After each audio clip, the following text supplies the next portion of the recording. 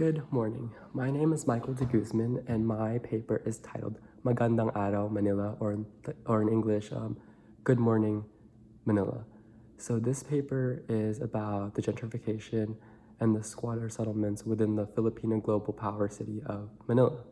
The overall purpose of my research study was to analyze the current status of squatter settlements in Metro Manila as it relates to the fields of gentrification, government-sanctioned extrajudicial killings, waste pollution, and environmental concerns surrounding these topics. Through my investigation, I found that the squatter settlements are not the root cause nor deserving of the inherent blame for heavy flooding and increased water pollution. Instead, I offer that these issues are best seen as the product of poor infrastructure and a lack of proper waste disposal and waste segregation agenda. The basic design of my study first introduces the cityscape of what comprises Metro Manila, like the 16 cities and one municipality.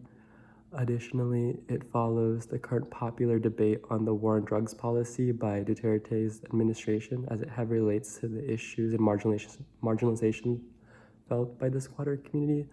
I go on to introduce the perception of these settlements, considering how the media sees squatter communities, how public perception is, and I just see how other environmentally harmful activities such as illegal dumping have been the root of Manila's pollution problem. Next, I analyze how the effects of COVID-19 have increased the harmful efforts by the Philippine government. And lastly, I offer a solution of in-city relocation by showing one popular case of a Filipino squatter community finding and fighting back, and how they have decided to have an in-city relocation rather than out-of-city relocation.